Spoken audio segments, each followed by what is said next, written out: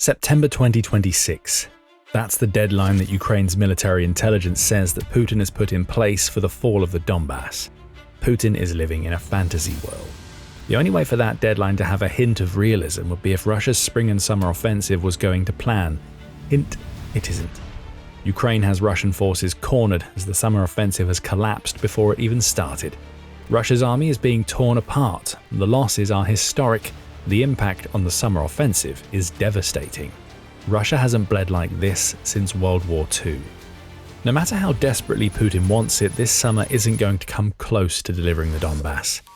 Here's what was supposed to happen this summer. Over the spring, Russia launched a grand offensive, with a focus placed on the Donetsk Fortress Belt. That concentration of 4 cities, which stretches about 50 kilometers on the far edge of Donetsk, is the last thing standing in the way of Russia claiming the Donbas region. So the Russian goal for the spring was simple: unleash attacks by the thousands to weaken the Fortress Belt, ready for the summer, where the belt falls and the goal of taking the Donbas by September could be reached. Putin's problem is that for this plan to work, Russia needs a military that is in tip-top shape. The Fortress Belt has its name for a reason. It's lethal to any army that is stupid enough to attack it. So Russia has been attacking it, and it's been failing, badly. A terrible spring has set up a summer that is not going as Putin expected it to go. The Russian military is being torn apart. May's numbers show us everything that we need to know to see that the summer offensive has collapsed before it even got off the ground. Let's start with personnel. In a June 2nd report, Ukraine Today revealed that Russia's wannabe occupiers suffered 33,760 casualties in May. That breaks down to 1,089 casualties per day. This isn't quite a record for 2026. Russia has suffered worse months than May 2026. However, there's a ratio at play here that showcases why May has been so bad and why it's setting Putin's forces up for a fall in the summer. Before we get to that, it's not like May was a complete one-off for Russia either. This casualty rate comes on the back of 2 months where Russia's monthly losses exceeded 35,000. According to United 24 Media, Russia lost 35,351 soldiers in March, followed by 35,203 troops in April. May's 33,760 is actually an improvement for Putin's forces, as insane as that is to say. Still, what all of this means is that the first 5 months of 2026 have seen Russia burn through around 130,000 of its soldiers. These are figures that haven't been seen since World War II. But it gets much worse for Russia. We mentioned a ratio a moment ago. Ukraine Today has some interesting figures that reveal how bad May truly was for Russia. It claims that Russia's forces managed to seize about 88 square kilometers of Ukraine in May. But Ukraine was also counterattacking. The Ukrainian military liberated 68 square kilometers, leaving Russia with a net gain of 20 square kilometers. Let's do the maths on this. Divide 33,760 people by 20 square kilometers, and you get 1,688 dead or injured Russian soldiers per square kilometer that Russia actually gained from Ukraine in May. Putin has always bought territory with the blood of his people, but this is an utterly ridiculous number. And this might even be a best-case scenario for Putin. According to Interfax, Russia had an even smaller net gain than Ukraine Today suggests. Despite increasing the number of its assault operations by 37.5% in May, meaning it launched more than 7,000 individual attacks on Ukrainian positions, Russia only managed a net gain of 14 square kilometers, Interfax says, providing data from the open-source military analysis organization Deep State. Plugging the numbers into this pitiful rate of advance gives us a staggering 2,411 Russian soldiers for every square kilometer that Russia gained in May. That's not just humiliating for Putin, that's catastrophic for the summer offensive. The entire point of launching over 7,000 assaults in May, along with the thousands more that Russia conducted during the spring, was to take enough territory to enable Russia to attack the Donetsk Fortress Belt. That was critical to the entire plan. But what Russia has actually taken is so small that the summer is going to be spent making mediocre gains against a defense that is shattering the Russian military. It's not like Russia can claim to have done well during March and April either. According to the Institute for the Study of War, ISW, Russia only managed a net gain of 23.04 square kilometers of Ukraine in March, when not accounting for infiltration attempts that don't produce true holds over territory. In April, Russia suffered a net loss of 116.01 square kilometers. If we put all of this together, it means that Russia is actually down by about 80 square kilometers for the spring. That's Russia's setup for the summer, a net loss of territory and around 100,000 of its soldiers dead or injured in 3 months of spring. Comparing all of this to Russia's 2025 rate of advance will have Putin weeping. Ukraine today says that Russia was gaining between 400 and 500 square kilometers per month in the spring of 2025 for a similar number of losses. That's hardly impressive. Russia's rate of advance was glacial even back then. Now the rate of advance can't even claim to be that. The tide has turned. Russia is losing territory while still sacrificing thousands upon thousands of its soldiers. In May alone, the monthly rate of territorial capture fell by around 25 times when considering net territorial gains. Russia hasn't bled like this since World War II, and it eventually ended up on the winning side of that conflict. Frankly, what happened in the spring shouldn't be a surprise to Putin. As far back as January, the Center for Strategic and International Studies, or CSIS, was pointing out that Russia's military had suffered more losses than any other major power since World War II. Back then, Russia's total casualty rate for the war stood at about 1.2 million. Now it's closing in on 1.37 million, per Ukraine's Ministry of Finance. Russia has suffered the highest casualty rate of any major power in any war since World War II, and its military has performed poorly, with historically slow rates of advance and little new territory to show for its efforts over the last 2 years, CSIS said in January.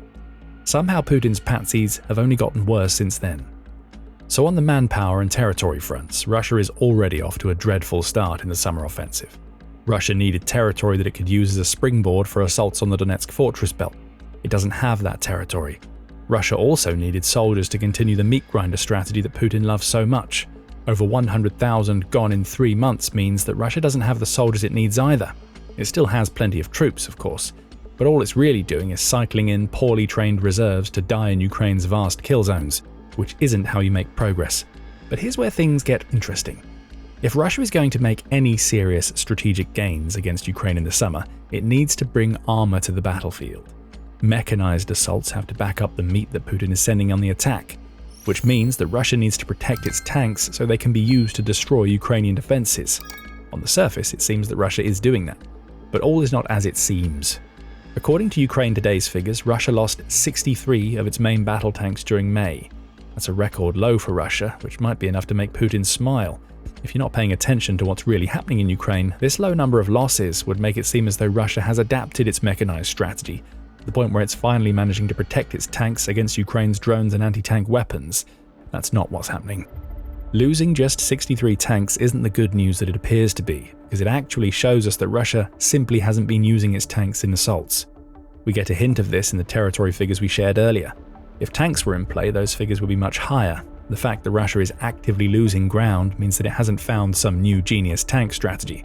It simply isn't using tanks the way it used to, and that's a credit to Ukraine's ability to massacre Russia's metal.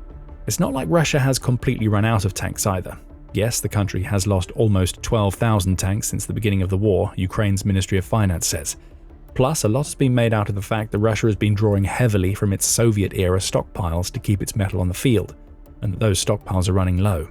However, Russia is still receiving tanks. In a May 9th report, Euromaidan Press revealed that deliveries of T-90M tanks, which Putin has called the best main battle tank in the world, are still being made. Russia's tank manufacturers are also churning out T-80 and T-72 models that are upgraded versions of the Soviet-era platforms that Russia has used so heavily in Ukraine. Russia has also been quick to talk about its T-14 Armata tank, though it's been far slower to bring that tank to the battlefield in Ukraine. The point here is that tanks are being made, albeit not at the rate needed to replenish the losses that Russia has already experienced. So what gives? Why is Russia fielding fewer tanks than it has at any other time during the invasion? The answer can be distilled into a single word: fear. Russia has tanks, but it's far too scared to use them. We see that in the story of the T-14. In a July 2025 piece, Defense Magazine pointed out that the T-14 has yet to make its debut in the war. The piece suggests that Russian officials are purposefully holding the tank back because they've seen what Ukraine has done to the metal sent onto its territory so far, and they're terrified of exposing the T-14's real-world performance. Right now, Russia can talk about how the T-14 is one of the best tanks in the world, and through all of that talking, it can make sales to buyers. If the T-14 has flaws, Russia wants to hide them. Ukraine would expose those flaws. So the T-14, which Russia unveiled way back in its 2015 Victory Day parade, is nowhere to be seen.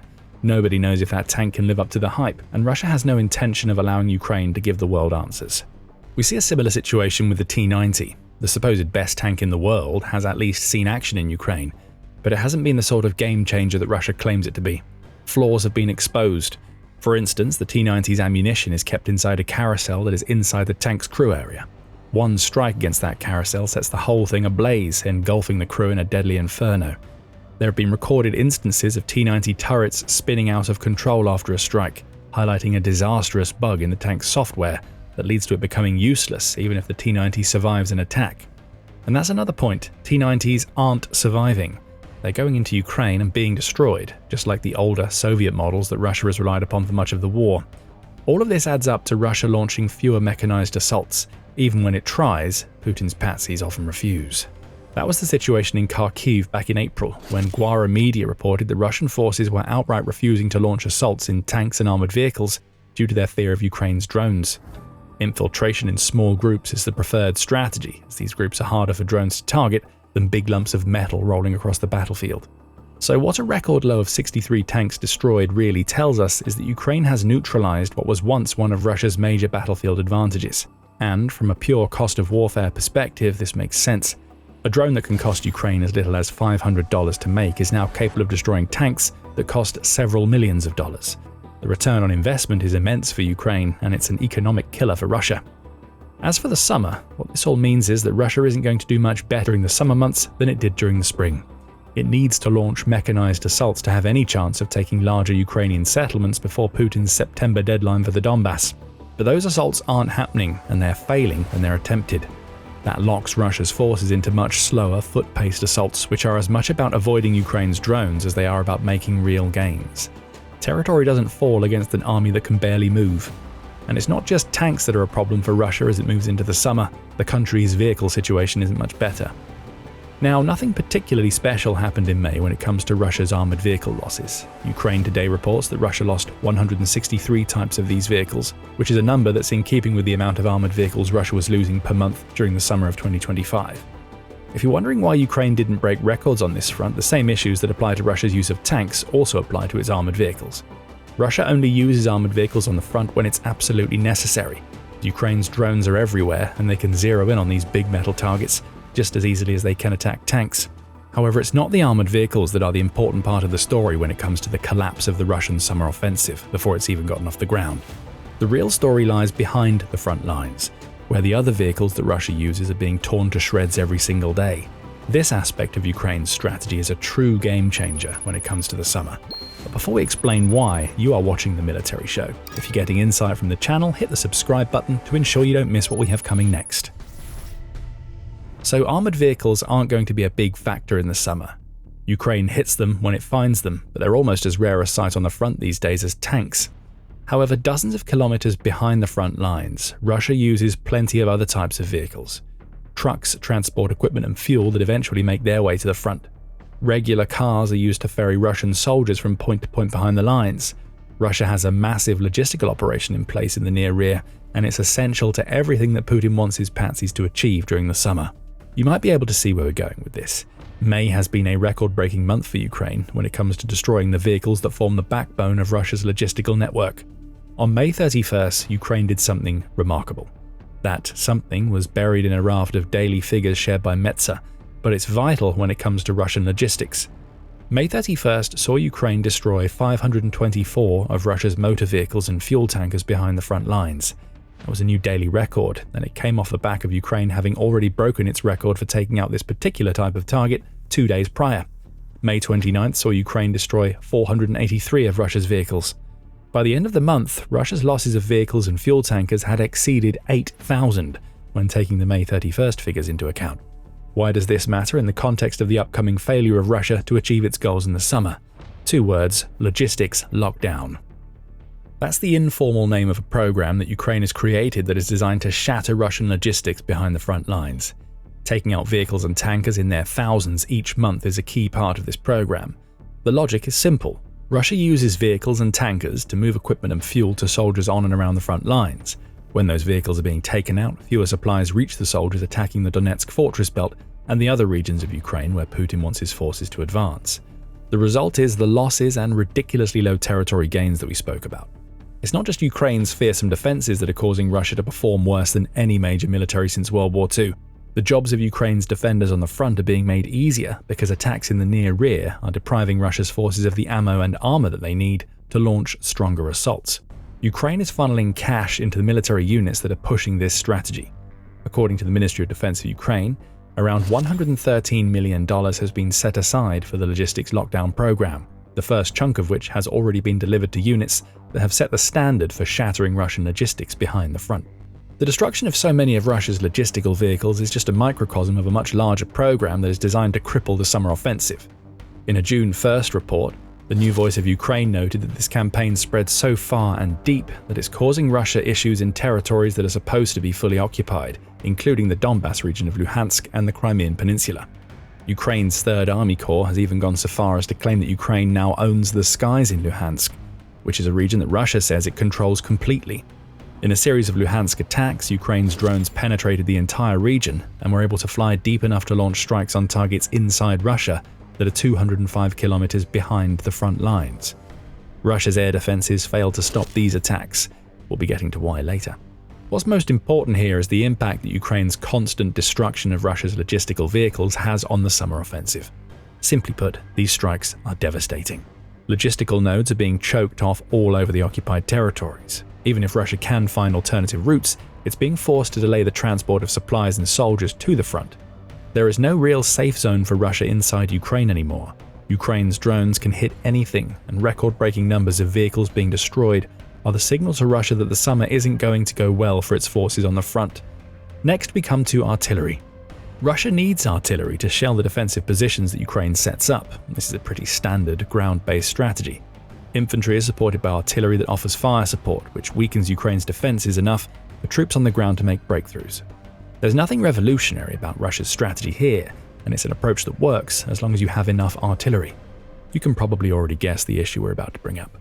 Ukraine today says that Russia lost 1,993 units of artillery in May, which is yet another record high. And the reason that these losses were so extensive is the strategy we just outlined.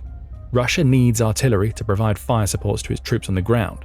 The issue Russia faces is that it's burned through most of its modern artillery. What it's left with, Ukraine today says, is an array of ancient Soviet-era artillery, much of which is towed, and some of which is basically homebrew weaponry that Russia is building on the fly. Not only do these types of weapons have lower firing ranges than their modern equivalents, meaning they need to be pulled much closer to the front to have any sort of effect, but they're also completely lacking in mobility. Ukraine's drones are already such a problem for Russia's tanks and vehicles that they're being pulled from the front. Imagine how much damage they can do to stationary artillery units. You don't need to imagine, as the figures speak for themselves. What we're seeing here is the final nail in the coffin of an artillery advantage that Russia has held for much of the war, and that Putin desperately needed for the summer offensive. The first signs that Ukraine was turning the tide on artillery emerged in May 2025. That month saw Pravda speculate that Russia was starting to run out of artillery it could send to the front. The same problem that affected the country's tank strategy was also in play here. Russia was drawing down on finite Soviet-era stockpiles that were being destroyed in Ukraine. Russia's production of new artillery systems and barrels wasn't keeping up with the demands of attrition on the front, Pravda said at the time. And sure enough, we'd already started to see Russia's artillery advantage slip as a result. The previous February, the commander-in-chief of Ukraine's armed forces, Alexander Siersky, revealed that Russia's artillery advantage had already collapsed from 10 units to each one that Ukraine fielded to just 2 to 1 in some areas of the front. Ukraine's drones were the main reason why, and those drones have been eating up Russian artillery ever since. Artillery still plays a role in the modern battlefield, but drones flying in their thousands make it much harder for artillery to fire without giving away its position. And once a drone operator knows where a Russian artillery unit is, there will only be one winner. Between an airborne and fast-moving drone and a creaking Soviet-era artillery system, the artillery loses every single time. This combination of shortages that started rearing their heads in 2025 and Russia's inability to counter Ukraine's drones makes the record-breaking artillery losses Russia experienced in May all the more devastating. These are units that Russia won't be getting back or replenishing. Come the summer, the lack of fire support that results from Ukraine destroying so much of Russia's artillery is really going to bear down. We've already seen it in Russia's massive losses and microscopic gains in the spring. None of this is going to get better for Russia as the war moves deeper into the summer. Okay, Putin might think, artillery isn't where I need it to be, but Russia still has plenty of multiple launch rocket systems we can use to provide fire support and hit Ukraine in the rear. But does it? MLRS losses in May were as high as they've been since Ukraine's summer 2023 counterattack, which indicates that Russia won't even be able to rely on these types of systems to prop up the summer invasion. According to Ukraine Today, Russia lost 63 MLRS units in May. That's the highest number of monthly MLRS losses since 2023, and it's only exceeded by the 67 units that Russia lost in July 2023 and the 66 that it lost amidst another massive offensive in November 2023. Just as with Russian artillery, there were signs that MLRS systems were struggling to make the dent that Putin needed as far back as 2024. At the end of that year, UAY was reporting that Ukraine had destroyed a record low number of Russian MLRS. That mattered for the same reason that this May's record low of tank destruction mattered. It was a signal that Russia was running low on a critical system that it needs to make advances on the front. The reduction in MLRS numbers points to a significant depletion of the Russian army's weapon reserves. This is a serious signal, as rocket artillery has been one of the main tools of Russian pressure on the front, UAY said at the time. It also followed up this initial report with a second in December 2024, which pointed out that no Russian MLRS units had been lost up to December 13th. Again, that was a sign of the depletion of Soviet-era stockpiles. Fast forward to May 2026 and record numbers of MLRS units have been destroyed. That's a sign that Russia has managed to fix its MLRS stockpile in time for the 2026 summer offensive, right? After all, you can't have record destruction numbers unless Russia is fielding more units. That's true, but again, the numbers don't tell the full story. The MLRS units that Russia is bringing to the front in the spring and summer of 2026 are a far cry from those that it had back in 2024 and earlier. Ukraine Today reveals that many of the MLRS Russia is using today are homemade variants of Soviet-era systems that are simply no match for Ukraine's drones. And if it's not these makeshift MLRS that Russia's forces are using, then it's North Korean Type 75 systems. These 170mm MLRS units are towed, which is already a problem when it comes to avoiding Ukraine's never-ending swarm of drones. These aren't even the best MLRS that Russia has received from North Korea. When shortages started happening, North Korea sent over 240mm MLRS units to supplement Russian stockpiles. They ended up being destroyed. What Russia is left with are the weaker Type 75s, and it's getting so desperate to maximize the impact of those systems that it's strapping them to ground robotic systems just to give them some semblance of mobility. These ideas could be called innovative, but record numbers of MLRS units destroyed in May show us that it's not working. So far, the losses that we've covered amount to a historic failure on Russia's part to retain the types of equipment that it needs to launch its summer offensive. Combine these equipment losses with Russia's casualty rate and its pathetic rate of advance, and there is simply no platform in place from which Russia can launch the sort of Donbas-destroying offensive that is supposed to lead to the collapse of the region by September. The summer offensive has failed before it's even started. How could Ukraine make all of this so much worse for Russia? We hinted at it earlier. The rampant destruction of Russian air defenses. In May, Ukraine took out 42 units of Russia's air defenses. That isn't a record-breaking figure, but it is the highest single-month tally since June 2024, when Russia lost 59 air defense units to Ukraine's strikes. What we see here is a crescendo in Ukraine's systematic campaign to take out as many air defense systems as it can in the occupied territories. This campaign began long before Russia launched the spring offensive that was supposed to lead to massive gains in the summer. Ukraine has been escalating its destruction of Russia's defenses since last year. Between March and May 10th, Ukraine destroyed 37 Russian air defense systems, electronic warfare assets, and radars, which was twice the number it destroyed in October 2025, the Kyiv Post reports. Ukraine repeated that feat in May and added 5 more on top, and this spells bad news for Russia in the summer for a simple reason. Losing air defenses opens the door for Ukraine's medium and long-range attacks. Do you remember the record-breaking strikes Ukraine made against Russia's vehicles this May? What about the journeys that Ukraine's drones made in the skies of Luhansk that prompted the Third Army Corps to proclaim that Ukraine now owns the Luhansk skies? Those sorts of feats wouldn't be possible if Ukraine hadn't first launched a campaign to destroy Russia's air defenses. With each system downed comes a new aerial corridor that Ukraine can exploit for its strikes in the occupied rear and inside Russia itself. Those strikes whittle away at the Russian war machine. We see that in the logistical aspects we've already discussed. But every attack that Ukraine conducts against Russian oil and military industry on Putin's turf can be directly linked to the shattering of Russia's air defenses inside Ukraine. As more infrastructure and equipment in the rear get destroyed, Russia weakens on the front. May has shown us that Ukraine isn't in any mood to slow down when it comes to Russia's air defenses. If anything, Ukraine is ramping up. This summer, the result will be clear on the battlefield. More failed assaults, more equipment burning, more momentum in Ukraine's favor as Russia fails to come close to hitting the targets that Putin has set for the summer. Or put it bluntly, Russia's summer goals are unattainable. Putin needs a way out, as the current phase of the Ukraine war is the least successful that Russia has experienced since the summer of 2023. Russia's answer to all of this has been to escalate its attacks on civilians as the ground invasion falls apart. On June 2nd, Russia launched an aerial assault that included 73 missiles and 656 drones all across Ukraine. The Atlantic Council reports that this attack was significant because around 30 of the missiles used were ballistic, and over 100 Ukrainian civilians were killed or injured in the strikes.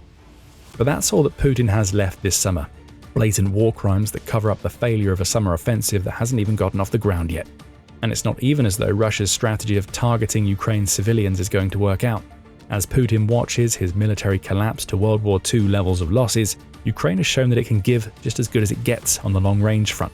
Just days before the June 2nd strike, Russia unleashed another aerial assault that included the hypersonic Oreshnik. Ukraine's response was fast, precise, and devastating. Find out all about it by watching our video, and remember to subscribe to The Military Show as we track the Russian summer offensive and the many failures that lie in store for Putin over the next few months. And thank you for watching.